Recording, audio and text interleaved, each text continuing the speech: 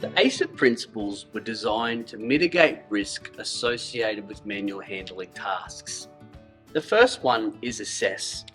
Before we commence any manual task or any task that involves the handling of a person, we need to assess that we are comfortable and confident to do that task. This would also include checking any assessments about that person's mobility, such as a CP22, a mobility card, a transport routine, or a care plan. We also need to assess our environment, so having a bit of a visual scan of the area surrounding us, make sure we move things out of the way so that we have enough room to work comfortably.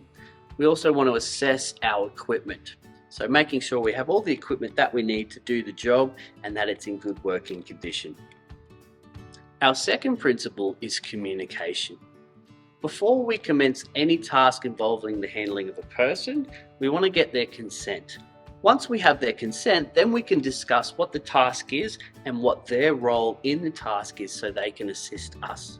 If we're working in a team, we want to make sure that all our colleagues are on the same page. So we're communicating what the cues are so that everyone knows when to go, when to push, when to move, and that they do it at the same time. As workers, we have an obligation to report.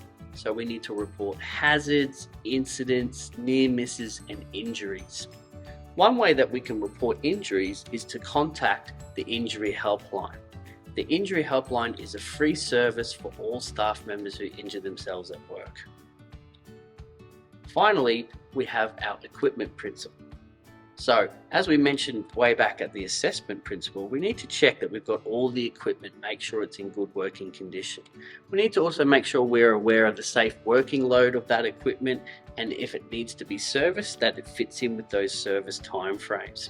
We also have a good saying in our team, and that is that if the task feels heavy and hard, the equipment that you're using might not be the right equipment, and it might be a good time to flag a review to see if there's any alternative equipment that could be better used in that situation. Improved technique is our last principle. With improved technique, we focus on 4 principles of body mechanics. They are activate, balance, close, and direction. Let's have a look at those now. So when we want to activate, what we're trying to activate or switch on is our large stabilizing muscles in our body. These muscles are designed to help give us that stability and protect our important structures in our body. So it's important that we try and switch on these muscles before we commence doing that task. So to do that, we want to switch on our legs, our bum, and our core muscles. So what we're going to do is we're going to do a bit of a squat. So we're just softening our knees, sinking over our hips, and by doing that, we're switching on those big muscles. To get the core ones going, we've got to imagine trying to draw those tummy muscles back towards our spine. So let's have a go at that. We're going to do a bit of a squat and try and draw those muscles back towards our spine. And we want to keep breathing as we're practicing that. Now, a good way to check whether you're getting those core muscles engaged is to place your fingers just below your belly button there. And when you get into those positions and you practice, you should feel that muscle tightening up, and that's when you know you're engaging those big muscles. Our next one is about balance. Very important to feel nice and balanced and stable when you're doing the manual handling task. Balance is largely dictated by where we position our feet. So if we come down and have a look at our feet, we think about postures that are not very balanced, or foot positions that are not very balanced. So our feet together, not very balanced. Up on our tippy toes, not very balanced. One foot in the air, not very balanced. So we want to try and keep the weight of our body through our heels. So you can see our squat position again. You might have a lunge position to push or pull. You might have positions where you're lunging to the left or to the right or to the left. So any of those postures where you feel nice and balanced and stable is what you want to go with. Our third one is about being close to things. So close to the task that you're doing.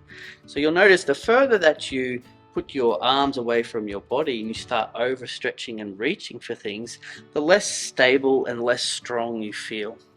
So we want to try and draw the task in draw our arms closer to our body so that we have more control and that we reduce the load that travels onto our body. Our final principle is about direction. So what we're trying to avoid are things like twisting, bending at the waist. Even though our body is designed to do that, once we start doing it when we have loads, it increases that wear and tear of our body. So we want to turn and face the task. We want to move our feet and face the direction that we are moving. When it comes to bending at the waist, we want to adopt postures that help keep neutral positions of our spine. So that could be things like getting down on one knee. It could be getting down on both knees. It could be doing deep squats. It could be sitting on a stool. Whatever helps keep the neutral positions of your spine. And you've got to listen to your body. The more that you pay attention and listen to it, the more you might be able to adjust to make things more comfortable. If we can apply those principles to the manual handling tasks that we're doing, we're giving ourselves the best chance of looking after our physical well-being.